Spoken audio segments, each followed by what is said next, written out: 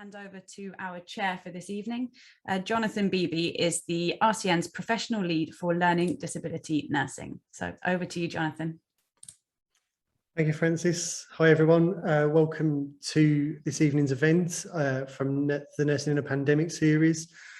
This evening, we're focusing on learning disability nursing and the impact the pandemic has had on us as a profession. It feels like a very strange time in this pandemic at the moment. It feels like in some ways we've got over the worst of it and things are returning back to normal. In some ways, will things ever be normal again? And also, I'm assuming we're all a bit anxious as well about what's going to come with winter and what's going to come with the winter profession. So really good time, I think, for us to be reflecting on what we've learned from the pandemic so far and what we may be facing coming up in the future. We've got three great panelists today that we're going to be interviewing and speaking to about their experiences. So I hope you enjoy this evening's event. So shall we get started straight away? And I'd like to introduce the first panelist to you, Mark Tops. Hi, Mark. Hi, good evening. How are you? Thanks for joining us this evening. No, thank you very much for having me. So can you start by telling us a bit about yourself and where you work? Yes, so I currently work as a regional business manager for Essex Cares Limited. So it's a partnership contract with the local authority. So I'm in charge of the government contract. I've worked in social care since I was 17, so 16 years, across various different settings, care homes and home care. I'm also the director for social media and marketing for NACAS, which is the National Association of Care and Support Workers. I've also got a YouTube show and a podcast show which air weekly, just to highlight kind of bits and pieces going on in health and social care, raise awareness of the sector and just to kind of network people together. Fantastic. It's a podcast, isn't it? It's on YouTube, I think. Yes, that's it. Yes, on a Tuesday night at 7:30. So if anybody wants to join the panel, please, do get in touch. So we discuss a range of different topics from, recruitment, social media, marketing. We discuss it just to try and help people out and raise awareness. Fantastic. So, can you tell us about where you were working when the pandemic started? Yes, so for the last 4 years and throughout most of the pandemic, I was working for a learning disability company, managing a 13-bed care home for people living with a learning disability and mental health. I left 6 months ago, into my new role. So that's where I was for the majority of the pandemic. Brilliant. So what was it like when we first went into lockdown, when you were working in that team? I think when I look back, it's also surreal. It's almost like you're telling a story that, isn't fact. I think my earliest memory is obviously seeing it all over the media as we all did, having to, try and explain to residents that some of them did understand, a lot of them didn't understand, trying to find, ways in which we could communicate to them in ways that they could, digest the information. And then, we had a lot of family involvement. Some families came every day, some came weekly. The residents used to go home on a regular basis and had to cancel, family visits or home visits and cancelling all their usual day-to-day activities. And I'd spent the 4 years managing the service to, have people out and about in the community with, with employment, with going to college, with, from the first thing in the morning, if they wanted to, they'd be out of the care late in the evening. So it literally twisted their lives on its head because they went from living outside predominantly to having to spend their whole time in four walls. So routines are really important to people with learning disabilities and knowing what happens when, and I guess all of that completely changed. Yeah, I think for some of the residents, they actually liked that routine of, they knew they got up in the morning, they were in the house all day, what the activities were. But for some of them, especially the ones that had that routine with family, it was really hard.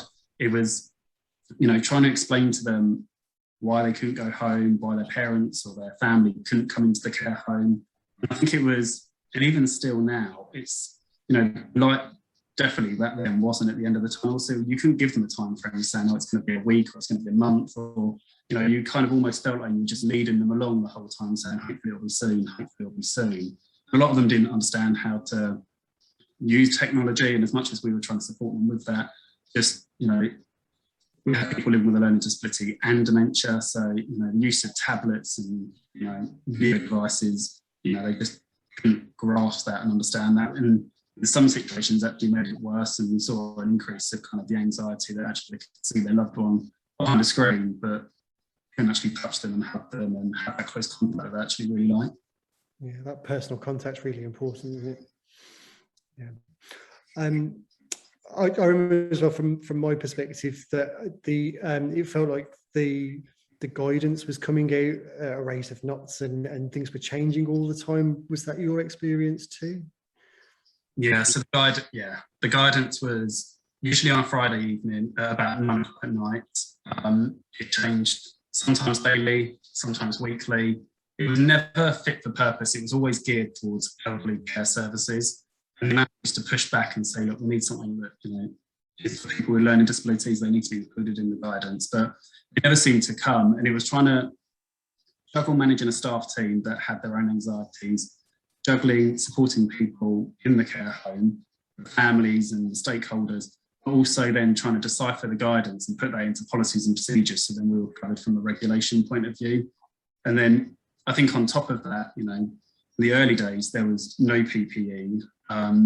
You know, before the government portal, you know, the prices shot through the roof, everywhere was out of stock. I remember driving from Essex into central London to buy some privately, and I think we bought masks. I think we bought a box of 100 masks or something ridiculous, like £1,000. It was just trying to grab it wherever we could. There was no testing available.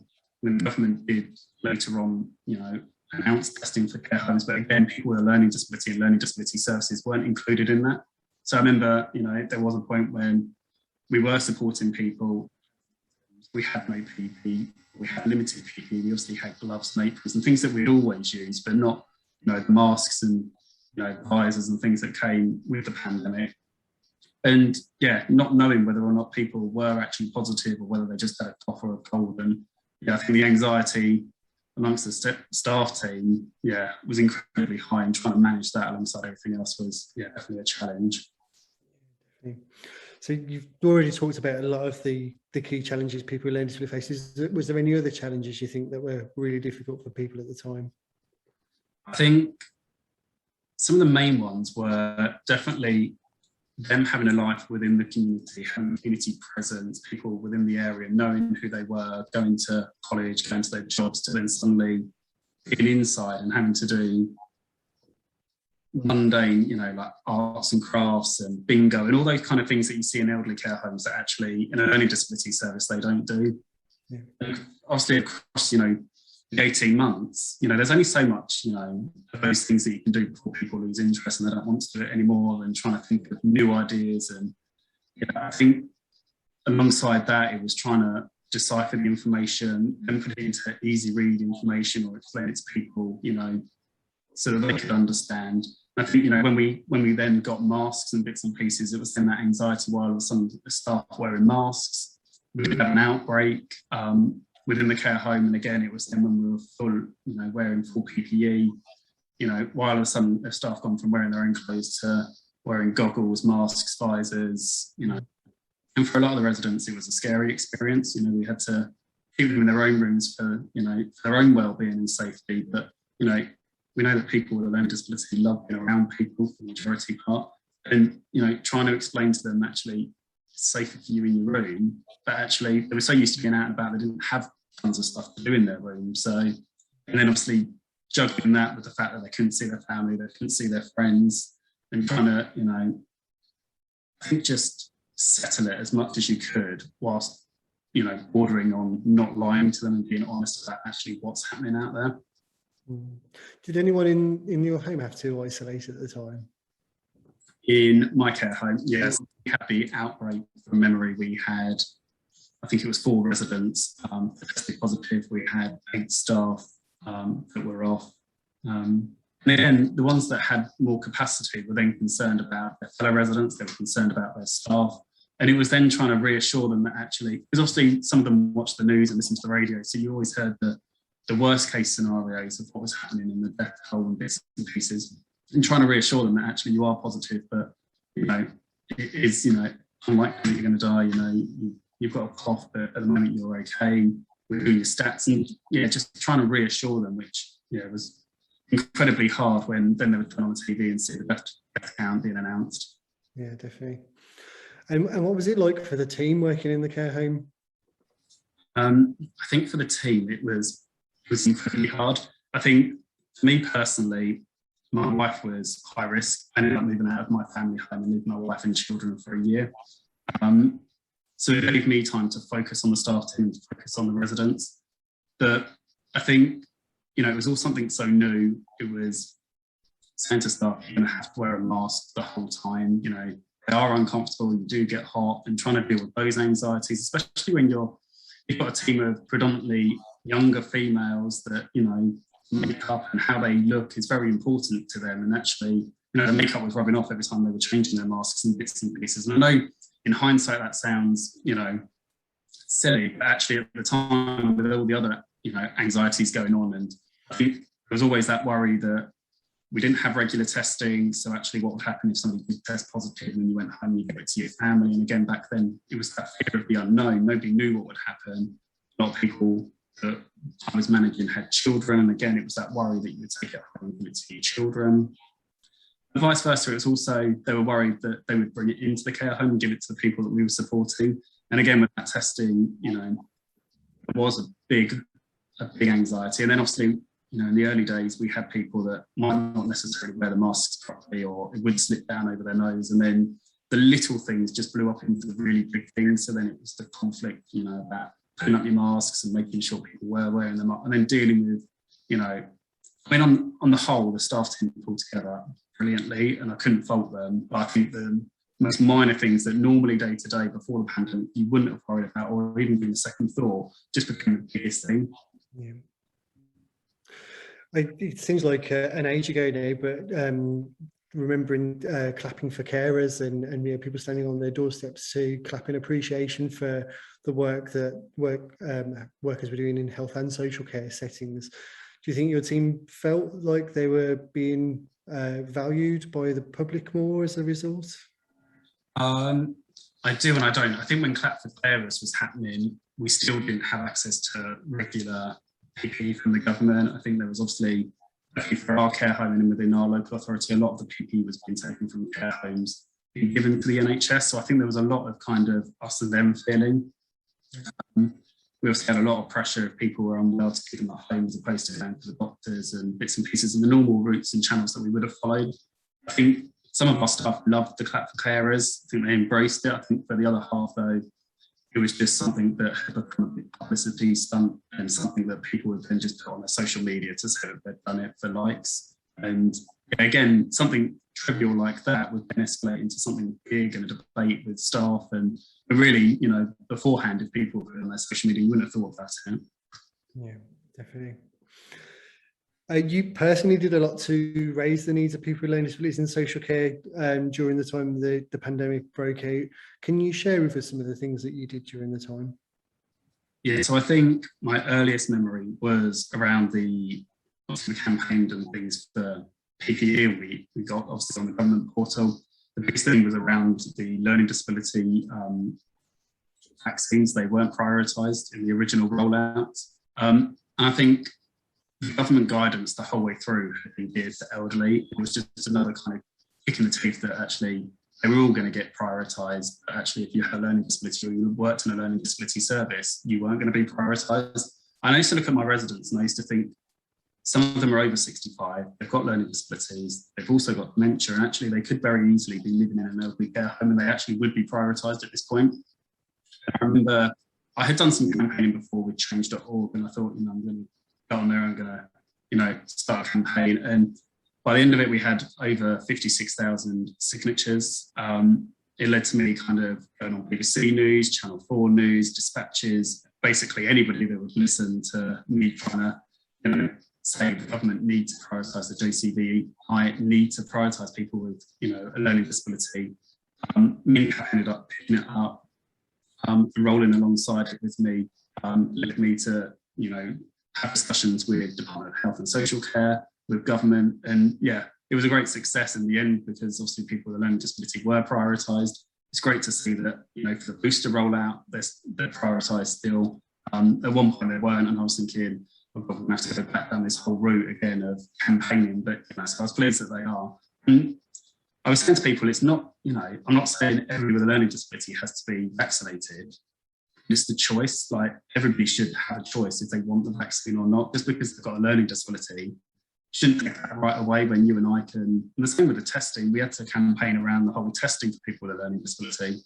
And my biggest argument was, I can go to the local park and ride, I can go to the local, you know, testing centre and have as many tests a week as I want. But people with a learning disability are expected just to kind of, you know, live on their own and, you know, deal with it, whether that was in a care home or, you know, supported living or even in their own homes. You know, they weren't given the same rights and as other people and members of society. And it made me angry. It made me annoyed that, you know, they were just on the back foot.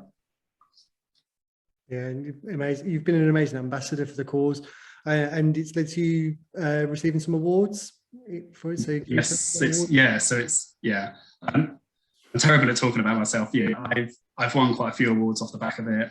Nominated for some that are upcoming, and that's not what it doesn't motivate me at all. You know, the award and the recognition. Whilst it's lovely to have, I think just knowing that, you know, there's people out there, thousands of people out there living with a learning disability that are prioritised, that do have voice, and I think the awareness that it gave to the public that actually they weren't being prioritised. Was greater than any award I could win. I think it's great recognition for the work that you did, and I'm sure a lot of learning disability nurses would be looking to you as a role model. Is there any advice you could give to other learning disability nurses about standing up for something and how to be an ambassador? I think it's hard because I've worked for companies that don't like me speaking up or going to the media, and I'm probably too headstrong. You know, I don't particularly, not saying I don't care what my employer thinks, because I do, but actually if something is passionate to you, then actually you should write about it, we should speak about it and make people aware. And one thing I found is that actually the campaign took a leg of its own. So I started the campaign and I was doing videos and bits and pieces, but then other people jumped on and were, you know, talking to their local radio stations, were talking to, you know, BBC Local News, to Channel 4, and giving their own accounts, and families were coming forward with their stories of how they had people, you know, living in a care home that couldn't get testing, or, you know, they couldn't see, and, you know, it took its own legs, and there were so many spin-offs. So I think if you are passionate, it is, you know, it is getting out there, you know, explaining yourself, telling people why you're passionate, what's wrong with it, and doing your best to try and get somebody to listen. And I think Twitter is the biggest. There's so many journalists on there that you can easily, you know, direct message to. Find Facebook, although a lot of the volume of the campaigning and the signatures themselves came from Facebook, the majority of the interaction came from Twitter. The journalists that I spoke to, all families via Twitter. Okay, brilliant. So looking back from the pandemic at hopefully what's been the worst of it, do you think there are lessons that we've learned that will continue to change practice going forward? I like to think that we've learned a lesson. I think we've all definitely learned a lesson. I like to think the government's learned a lesson. But then I look at kind of media and, you know, guidance that still comes out, and I don't think we're any further forward with government and Department of Health and Social Care than we were before the pandemic. I think making all these decisions based on obviously social care, they just seem to think that it's elderly in a care home. They forget that there's thousands of people not living in care homes that are living in their own homes or in supported living services. So yeah, I think there's still a lot more work to be done to raise awareness. I think the public definitely have more awareness, and I think the perception has shifted slightly over the last kind of 18, 19 months, which is great, but it's just obviously government catching up to us and members of the public. Brilliant. I agree. I think we've seen it with the national insurance levy, things that's been in the news recently. Every news item about that has shown an elderly couple holding hands, and there's not been much coverage of learning disabilities, despite them coming up to almost 50% of social care costs in most local authorities. So the last question for you for this evening is, what's the most positive thing for you or your practice that you've taken from all of this? I think for social care in general, the pandemic has forced so many care services, whether that's care homes, home care, to step into the world of tech, which only benefits the people that use services. It makes, systems so much more efficient. I think as well, the use of tech has allowed people that, can use videos, video calling and messaging and bits and pieces to have that regular contact with their family that not necessarily they might not have had before. I think communication for families and providers has, increased. I know definitely in the care home I was in, the families were involved. But actually now they're truly involved in the running of the home and the decisions that are made. I think residents are, at the forefront of the decisions that are being made. I think, touching obviously on what I said before, I think the public now see people with a learning disability more on equal par with other members of society. And there is still work to be done around that, but I think there's definitely been a shift. I think for care providers and also for health and social care, there's a lot more joint up working, a lot more kind of sharing of information, a lot more open and transparent conversations that are being had. I think for me, obviously I lived away from the family for a year, and I think it was when the snow hit that I started getting all the videos and photos of the kids in the snow. And I think for me, it really opened my eyes into, I've spent the last kind of 16 years focused on my career, and I love my career, but actually I put my family, my wife on kind of the back foot. And I think for me, the biggest thing has been the real importance of a work-life balance, while still campaigning and doing the job that I love, but actually putting them on equal par. Brilliant. Well, it's been great talking to you. Thank you for your time this evening. Mark's going to hang on till the end. We're going to have questions for all of the panelists at the end of the evening. So if you've got any questions for Mark, please feel free to pop them in the chat, and we'll come to them at the end of the session. Okay, so next, shall we move on to Rebecca? Hi, Rebecca. Evening, hello. Thank you for joining us. You're very welcome. Thank you for inviting me. So can we start off by you telling us a little bit about yourself and what you do? So my name's Rebecca Crossley. I'm just a little old learning disability nurse over here in Norfolk. Specialist nurse for learning disabilities and autism. During the pandemic, worked in an acute hospital trust. So yeah, that's me. Been in learning disability services, started as a volunteer when I was a wee 14-year-old, and now I'm a wee 47-year-old. And not much has changed, except I'm still as passionate as I was then as I am now. I still love my job and I wouldn't do anything else. Brilliant. So can you start off then by telling us where you were working when news of the lockdown was first announced? Yeah, so I was in the acute hospital trust. I'd been watching the news actually about Wuhan and was a little bit anxious about, oh my goodness, okay, so this is obviously on its way. Let's start planning. Let's start thinking about it.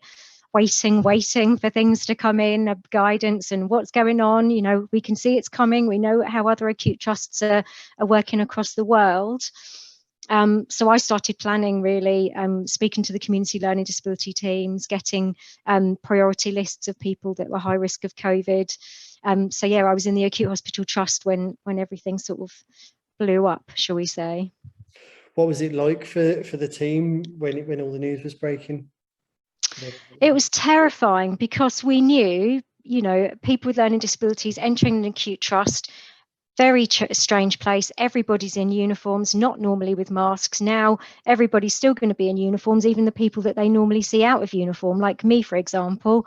I had to go in scrubs, and people don't see me in uniform. They see Bex in her normal wear because I'm a friendly face, but then they couldn't see my friendly face because that was hidden behind a mask.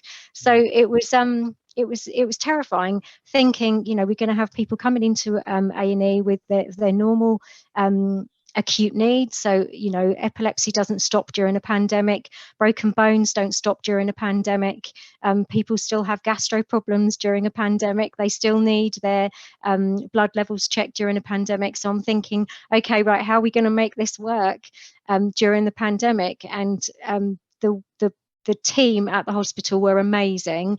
So we never stopped allowing carers and families to come in with their loved ones. That never stopped. So we continued that. That was our own practice.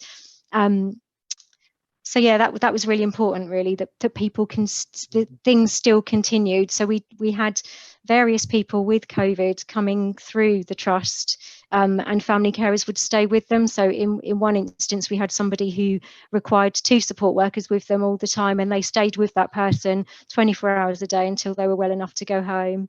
So yeah, things changed a lot in the trust, in the hospital, and teams had to work in very different ways. Luckily, I'm healthy, fit and well, so I wasn't taken away from the wards or anything like that. Didn't have to work from home. I was still on the ward, still working, supporting our ICU teams. The problems arose when you're thinking about cannulas, testing for COVID. They're the kind of things that were really challenging, because obviously people don't want things in their bodies. They never do anyway, generally. But when you've got a whole hospital that's changed and everybody's in masks, it's a very scary place for people that don't understand what's happening. Yeah, definitely. Can you can you reflect on how it affected some of the people you were supporting when it happened? So I got a lot of telephone calls from care providers and family carers, really anxious about their loved ones, about the routines changing. Just like Mark said, the routines changing had a massive impact on families and providers, because families were on their knees already. You know, respite provision has reduced significantly. So when the pandemic hit, family carers needed much more support, and were frightened to come into the hospital for those checks. And we had to say, if you're worried, you still need to come in. So people did avoid coming to hospital when maybe they should have done. So it's just that reassurance. If you need the hospital, it's still there. Come, please come. Because we did see in the first lockdown, our A&E attendances front door for general things really did reduce significantly. And that was a big concern for me. It took a while for the awareness to get out there, but it did start to get reported in the news about the increased risk to people of learning disability for coronavirus. And I'm guessing that was like a double-edged sword for some people. On the one hand, it means prioritise me and get me the right support. For others, it must have been petrifying. Absolutely petrifying. So if we did have people, and we did have many people in the trust with learning disabilities who needed oxygen, so having an oxygen mask on, some people needed the NIV, which is quite a big mask. Trying to explain to somebody with a learning disability how and why you need to keep that on is very challenging. So we had to come up with inventive ways of having the masks just under here so people still received the oxygen, obviously not optimum, but still received the amount of, you know, an amount of oxygen that would keep them safe. But yeah, it was very difficult, very difficult. Yeah. So in response to the vaccination rollout, you established an accessible clinic for people with learning disabilities to come and have their vaccinations. Can you tell us about how that came about? Yes, so again, I asked, I had already had my list right from the beginning of the pandemic of the people who were at significant risk of COVID, should they develop COVID. The accessible vaccine clinic, I'd started the planning before the rollout, obviously, and then I was invited to have my vaccine. So I did a engagement event during the walkthrough of my vaccine. So I had a family carer on video with me, going through with me, saying, right, this is what happens next. This is what happens next. This is the environment. This is the room, showing them around. And then I had my vaccine, and then I had to wait for 15 minutes, showed them around there what that process was. And then that evening, my brain was just full. And so were the family carers. So I held 2 quite late evening family care engagement events that night. And we came up with the pathway that evening. We did it while we talked. I came up with a flow chart, fully co-produced. It wasn't mine. None of it was my work. It was everything that they wanted to say. And then I knew where the venue would be, and the hospital that I work in were fully on board, said, I'm surprised you hadn't even thought about this for the flu vaccine. Then I wanted to shoot myself and go, yes, so am I. I'm really annoyed that I hadn't thought about that for the flu vaccine. So then we found an environment that we can manipulate to meet the needs of people with learning disabilities, but also people with autism, because people with autism are at significant risk as well, with or without a learning disability, because of that tactile hypersensitivity, the visual hypersensitivities in hospital. So in February, the clinic was born. So it took 3 weeks from that initial engagement event with family carers to then opening the doors to the accessible vaccine clinic. And we're still going strong. We started vaccinating the 12 to 15-year-olds, clinically extremely vulnerable, 2 weeks ago. So we're quite early in the process of that, because we already had the accessible vaccine clinic going. We shared the learning, shared the work across the whole of the UK, but we also went overseas as well. So we shared it with Holland, France, Canada really wanted to know what we were doing. I was on Zoom, not Zoom calls, Teams calls most evenings, telling people, right, this is how you do it. This is what we do. But the problem being with the vaccine, the Pfizer vaccine, I was in a really blessed position because I was in an acute hospital trust. We had the storage, you know, we were able to do it. But you can't do home visits with Pfizer. That's the problem. You can't go out with Pfizer because it's not a stable vaccine. So we weren't able to take it out. So people did need to come. But we were inventive with people coming. So if they weren't happy with getting out of the car, and some family carers, especially the family carers of, you know, parents with their adult people living with them, were too frightened of COVID to get out of the car. So I'd just go to the car. As long as it was 15 steps from the fridge to the car, it was fine. So I found a window that you could actually get 15 steps, and I'd, you know, climb into the back of the people carrier and vaccinate then. And we were vaccinating whole families. We were vaccinating the support workers and the support bubbles for those people at that time as well. So my ethos was, if one person in that support bubble becomes unwell with COVID, that whole support system falls down. It's silly to not vaccinate everybody. So, and I was fully supported by the James Paget Hospital for that, and we're still going strong. It's exhausting, but we're still going. So, and we've got 100% accuracy. We haven't had one person that we haven't been able to vaccinate. So brilliant. There's been some challenges there, though, I have to say, but I've got my tactics. I've got big balls that we throw around, and yeah, all sorts of things. It's good fun. I think I'm right in saying as well that some of the vials for the vaccines contain 6 doses. So if you were to go to someone's home to give them 1 dose, you'd be missing 5 people that could also have a dose. And am I right as well? Absolutely. That you raised an issue about some of the needles that were being... Yes, absolutely. So the AstraZeneca needles were quite bendy. I don't know if you've got any other vaccinators, but they'll know what I'm talking about. Those the AstraZeneca needles were very, very bendy, and I immediately said I can't use that. I'm not prepared to take that risk with somebody when I've only got 1 shot at vaccinating. So we raised a concern with AstraZeneca, and they changed the needles. So very pleased about that. But I had permission from our chief vaccinating officer and our chief pharmacist to use the Pfizer needles for AstraZeneca. So yeah. I was speaking to a group of nurses who work in acute liaison services in Yorkshire and Humber the other day, and they were sharing with me that they've had an increased number of requests to use general anaesthetic to give people the vaccine. And also we know that some people with learning disabilities may need to have physical restraints in order to have the vaccines as well. Just wondered if you were able to share any of your thoughts or experiences around that. Yeah, so I've had requests like that too, and I've said, just come to the clinic, let's have a little look. And I had somebody washing up in the sink who was incredibly needle phobic, wanted the vaccine, was incredibly needle phobic, but got them washing up my bowl and helped me set up the room. I was able to pop the vaccine into that person's muscle without them realising, and they continued to to wash up. So and that person would need general anaesthetic for all dental procedures, anything else. So I would just say, be inventive, get the people there. You need to be quick and you need to be inventive in what you're doing. One person, she was incredibly needle phobic and was very fast all over the place. And I'm quite fast, I'm a bouncy dude as well. But I came in the room and did my old sort of comedy. Oops, a daisy, I've dropped all the sweets on the floor. Oh, will you help me pick them up?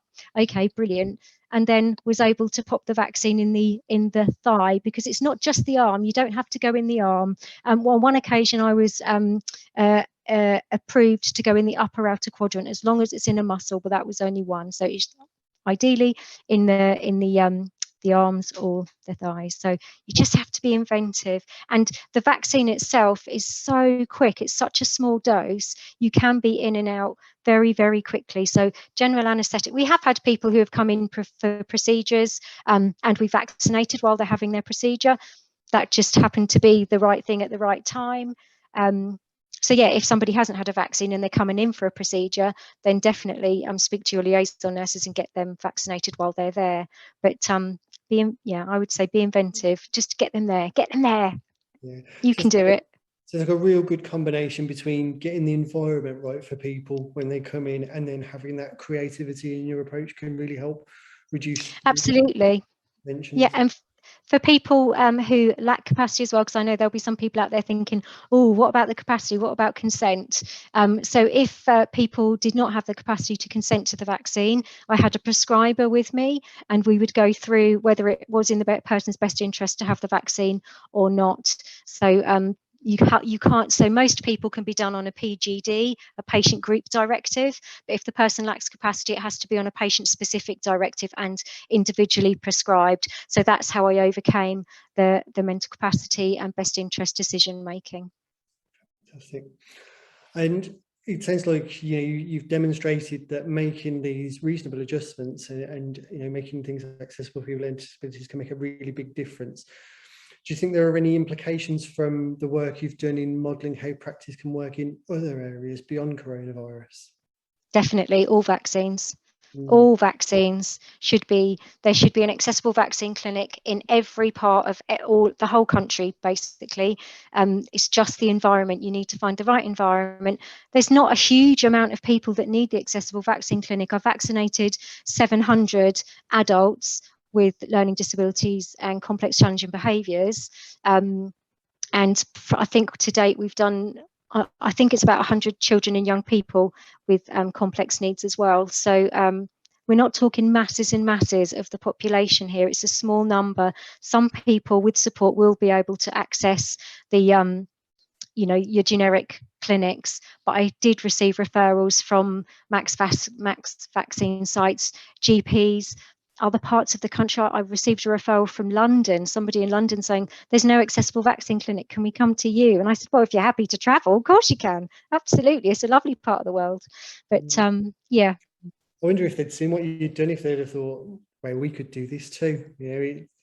Some things are simple and easy. Obviously, it's took a lot of effort to get there and to get the things you needed. But yeah, I guess you're role modelling in a way how simple some of these changes can be. Very simple changes. Dropping sweets on the floor, there's nothing in that, is there? Throwing a ball around, hey, that's fun. And the 15-minute check afterwards, we were kicking a ball in the garden. That was lovely. Apart from in the winter, it was a bit cold. And that's the other thing, actually, in the winter, when you've got people with loads of coats on, make sure you've got loads of coats on as well. So because I made sure that it was like 20 or 30 seconds from the car to the entrance, so that I could do my quick assessment of, right, how am I going to vaccinate this person? Let me build up a really big rapport. The pre-screens were so important, because when I was on the phone to the carers or the families, I'd say, what do they love? What's their passion? One person loved paintwork on trains, so I just printed off loads of paintwork on trains and said, right, talk to me about this. Oh, I'm just going to go and put the kettle on, go and get the vaccine, doop doop doop. Boop. Oh, now tell me more about this. So it's the pre-screens are really important, actually. But yeah, some of this stuff is very, very simple and no cost. There's no cost. We've all got balls at home. We can all get bags of sweets. It's or fruit, maybe health professionals, but whatever works. Fantastic. And what do you think about how the media has covered the issues around coronavirus and learning disabilities? Well, I need to be careful, don't I? But I think there's a long way to go, and I think you know, Mark, amazing work, absolutely amazing work. It shouldn't take a pandemic to prioritise people with learning disabilities, is all I'm going to say. People with learning disabilities are, you know, an incredibly vulnerable people in our population, in our communities. And who was it? Was it Gandhi or someone said this amazing quote, your community is measured on how you treat. I can't remember it, but it's brilliant. And that's how we should be. It shouldn't take something like this, people dying at massive rates, to change, you know, people's perceptions of people. We're all people, aren't we? We're all deserving. And if you've got somebody who is going to get really poorly and potentially die sooner than you, you know, hello. So yeah, I think the media's got a long way to go. It got there in the end, I think, still a long way to go. And God bless that radio lady, she was awesome. And her lovely sister, we had quite a few tweet chats, I think. Yeah, Joe Wiley, that's it. I'm terrible with stars' names. But yeah, God bless that woman. Brilliant. So last question for you. What's the most positive thing for you in your practice that you've taken from all this? Gosh, take a break. You know, take a minute, take a breather. It's emotional. The clinics are incredibly emotional. And, you know, I cried, everyone cried. They were so grateful to have the vaccine. I didn't realise how much it was going to take out of me physically and emotionally. I need to learn to say no more, but I can't, because that's just me. That's just who I am. But take a break. Don't do it on your own. You know, I was one learning disability nurse in an acute hospital trust. You do need a tribe, definitely. And in Norfolk, they started up 2 other accessible vaccine clinics as well. So that relieved a little bit of the pressure. But just for me, it's just, Bex, you know, just take time, just stop for a minute, reflect on what's happening, and be kind to yourself. Brilliant. Go for that run that you've been planning for a couple of weeks. You know, have a long bath. It's okay. You don't have to be phoning families all the time going, okay, boosters now, boosters. We've all got to get boosters. It's just, you know, take a minute, slow down. And Mark was saying similarly about getting that balance right between work and family life, and the real importance of that, and looking after yourself. Well, thank you very much. It's been great talking with you. So Rebecca's going to hang on till the end and join us for panel questions. If you've got any questions for Rebecca, please pop them in the chat, and we'll come back to you at the end. Okay, so next I am flying off all the way to Berlin to the next participant, Steve. How are you doing? Hi, Jonathan. Nice to see you this evening. Cool. Yes, I've just come to, I can't remember the name of it. It's a really posh restaurant. We're about to sit down for the Congress dinner after I've been interviewed. Yeah, so I'm really pleased to be here. Thank you. I'm glad Zoom's working.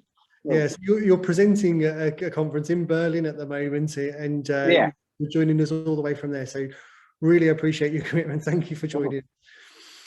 Cool. So, for those who don't know you, which I'm sure won't be many, but can you please tell a bit about yourself and what you do? Yeah, my name's Steve Hardy. I'm a practice development nurse for Oxley's NHS Foundation Trust. That's in the darkest place of southeast London, or South London, as you say. Yeah, I used to be a nurse consultant, but I stepped down because I had a stroke. But I'm still an independent nurse consultant, so I do that in my own time.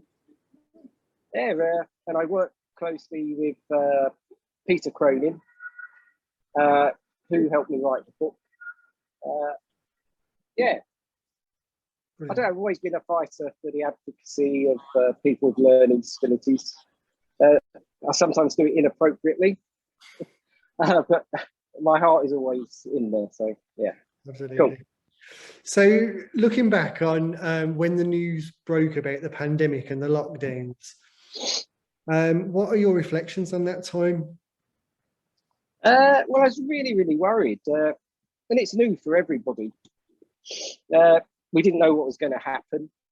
There were some misconceptions, misinformation coming out from all sources, plus conspiracy theories. And because it's new, the government, we're supposed to be trusting them, but they didn't know honestly what they were talking about either. But they've learned loads more since the beginning. But it was a really dark area, a dark time in the beginning of the lockdown and the pandemic. There was no or limited information. But how it affected people with learning disabilities. I always talk about Peter's experiences. And he has outreach support about twice a week. That suddenly stopped from one day to the next. He didn't receive any outreach support, though he can't read either. So he was watching the news on every channel. And he was really worried. He wasn't sleeping, etc. Just like many other people with learning disabilities. It was our darkest hour, like as it Winston Churchill said. Definitely. Yeah. It feels strange looking back on it now, doesn't it? Thinking it didn't feel real then, and it doesn't feel real looking back. Yeah, definitely. Yeah, Rick, I'll give a good example. You'll probably all know Lloyd Page from MenCap. I know him quite well, and I interviewed him about his experiences. And he said when he got taken to A&E in Lewisham, he got told you caught COVID. So 3 or 4 hours, he gets taken up to the ward, and he gets told you got coronavirus. And he panicked. I would, if I didn't know about the difference between the two. He thought he had 2 diseases. He thought he was at death's bed there. So yeah, we need to be careful the way we talk to people. Definitely. So you mentioned about the book that you co-created. Can you tell us a bit about that book?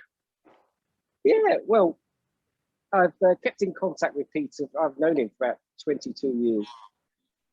And he telephoned me when his outreach stopped. And he said he's so worried, he's so anxious, he was having sleepless nights, he needs to get the test, etc. So I had a chat with him and I said, well, how can we help you? And he said, I'd really like to know how other people are surviving this experience. So once we could meet up with each other, I think it was in April we could meet up. We met in the local park and we've written books together before. And he suggested, well, why can't we write another book? Well, I said, that's a brilliant idea. Yeah, so then we started to spread the word. So he loads of advocate groups. So he spoke to them. I'm a Twitter-holic, so I was tweeting, inviting people to contribute, also on Facebook and LinkedIn and my email contacts, etc. And it was a wonderful experience because we got completely overtaken by all of these submissions, and not only from the UK. We ended up with submissions from 12 countries across the world, wow. From 5 continents. The only one continent that didn't submit anything was South America. Okay. Yeah, and it's a free book. You can download it. I can send you the link. But yeah, it was really great experience listening to the stories of people. And I hate to say an advantage of COVID, but if I have to say what's the advantage of it, is we've learned to use Zoom and MS Teams, etc. Because I've never used it before. And I was talking to people on video chats like this in Canada, South Africa, and Peter was interviewing people from the Netherlands. Yeah, so it's a really good example of co-production, but also the actual experiences of people with learning disabilities. Yeah, of how they survived and how resilient they are. Was it difficult to listen to some of those stories? Yes, it is actually. Well, I was listening to one in South Africa. This man called, I can't pronounce that, Michael. He said Michael. He lives in a township about an hour's way from Johannesburg. And he was telling me about, he just started work about 3 weeks before the pandemic started in a learning disability hospital. Okay. They still got large sort of institutions there. And he was so pleased. He got a job as a cleaner, but his passion was he aimed to be a support worker. And he's going to do a course to do it. But then the pandemic occurred. He became really frightened. He didn't know he had to wash his hands so many times a day, wear a mask, etc. And I was so surprised he was telling me about the other people that live in his village. And he said, I'm afraid to go out because there's gangs on the corners holding guns. I thought, my God, in daylight, I said. He said, yes. And it was a totally different life than I've ever lived myself or anybody I've known in this country. And also, this is really funny that I then emailed him the consent. I emailed his psychologist, the consent form, who works in Johannesburg. So I pressed the button and it arrived in Johannesburg the next second. Then, considering he lives 1 hour from Johannesburg, it took a week to travel in the postal service, driving 1 hour, and I couldn't believe it. Yeah, and also people in Malaysia and etc. Plus this man who lives in southwest London. But you'd like to know he's a Southampton supporter. All right. Yeah, his name's Greg, and he developed a mental health issue during the beginning of the pandemic because he started to watch the news, and it's on every channel. And he lives by himself, but he has support workers there all the time.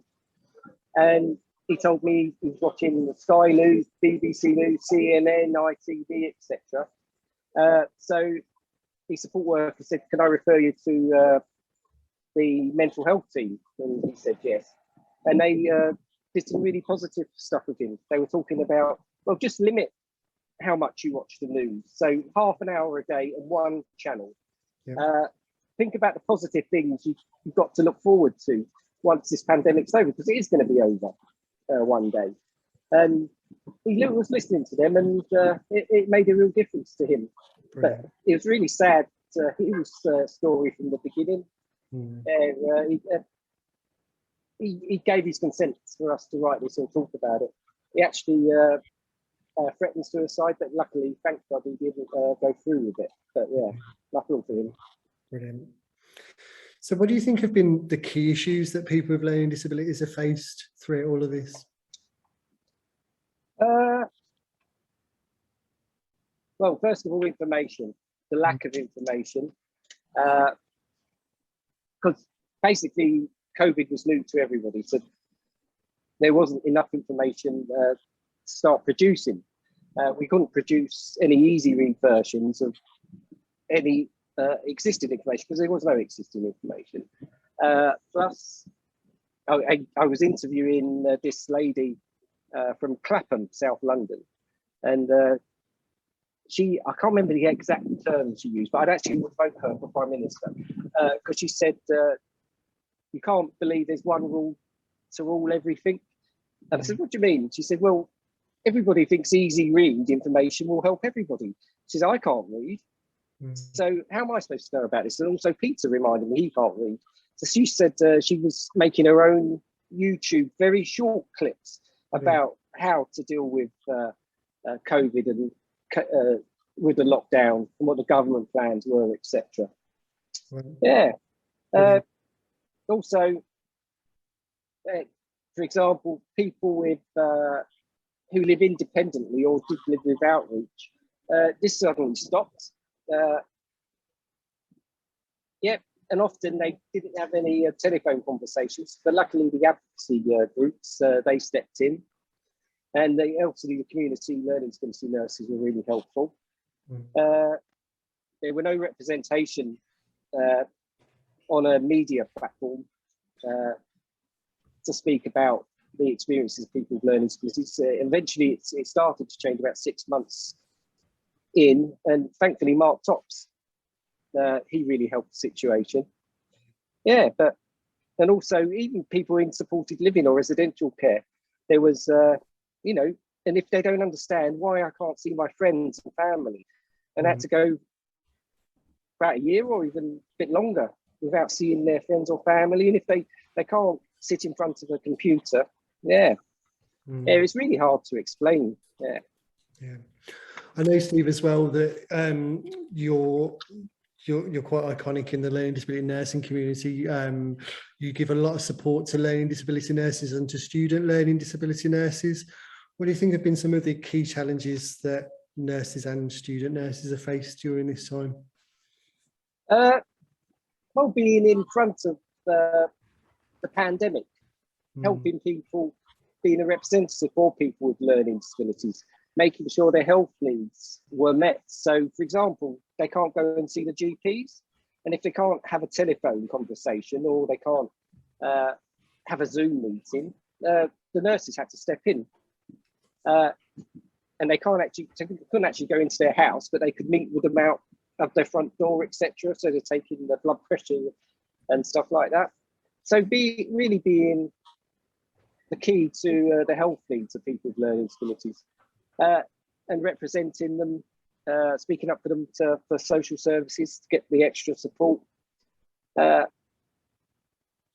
I'm really proud to be a learning disability nurse, and we've done some great work, especially what Rebecca was saying about her work as a liaison nurse. And we had loads of vaccinators as well. We're giving loads of people injections, and also using accessible information and having a sensory-free zone for them to have the injections. Yeah, that really helped. Yeah, so I'm really proud to think I'm a learning disability nurse and part of the community. Fantastic. Do you think there's been any lessons learned from the pandemic that will continue to change practice going forward? Yes, yeah. So we wrote the last chapter of the book, and me and Peter and Matthew also, we interviewed 3 advocacy groups, so loads of members, and they come up with some brilliant ideas. The first one was I've never heard of before, but they said we need to be part of a simulation. So I said, oh, what, we do simulation training at the Maudsley? They said, no, you need a major simulation like Aldgate tube station. And then I remembered that I looked it up on the internet, and they spent a whole day simulating a terrorist attack on the tube station. And so the fire brigade, the police, the ambulance services, everyone had to act their normal role as if it was a real situation. So I said, oh yeah, that's really good. She said that you never see a person with a learning disability involved in that type of simulation. So, oh, she said to me, 2% of the public have a learning disability, and many people with learning disabilities are professional actors. That man, he just won I can't remember, Tommy, he just won a BAFTA. Yeah, and there's loads of people in the media, so I agree with her. Yeah, people should be involved in simulations on a national level, but also on a local level, like training, emergency situations in hospitals, etc. Yeah, so I really agree with that. Another lesson was they said people with learning disabilities weren't represented on any forum for COVID. So I said, oh, so other people are they? And they said, yeah, well, people for representing people with mental health problems, people from different types of communities, gay communities, etc. They're all listened to, and they actually attend the forums. And they said we were never invited. So they said that should be one lesson learned, that people should be involved from the beginning. More support, definitely different types of accessible information. So they're understanding what that lady said. Yeah, it shouldn't just be easy read. You need short video clips, audio, etc. And more support for people who live by themselves, and a place to go to, or telephone, or how to get in contact with an emergency situation. If, you know, not like you don't need to call 111 or 999 if you're just feeling anxious. So yeah, having someone contactable on 24 hours a day, that'd be really helpful. Brilliant. And last question from me is, what's the most positive thing that you've taken from this? Staying in contact with Peter, that was a brilliant, life-changing example. And having to meet with him in Evergreen Park in the winter and in the summer, and not being able to go to the pub where we normally go. Not that we drink, but we normally meet in the pub. Yeah, actually publishing this book, that really took up a year of my life. Yeah. And that was such a positive experience, especially learning from other cultures and people's learning skills from other countries. Yeah, and also there are positive stories, because I remember the first interview I actually did face to face. All the shops were shut, etc. So there's a lady in Cardiff called Janice, and I forgot how vulnerable I was, how vulnerable she was. She arranged for us to meet in the car park of a gym. I thought, oh my God, you know, what am I doing? But she was so positive. She's doing shopping for all her neighbours who don't have learning disabilities, but they're elderly. She sees the good side of life. Her glass is always half full. And she put a great spin on it. And I'd like to, use her as an example of positivity. Yeah. Brilliant. Cool. Well, thank you so much, Steve. It's been great talking to you. Thank you so much for sharing the great work you're doing. It's been really useful.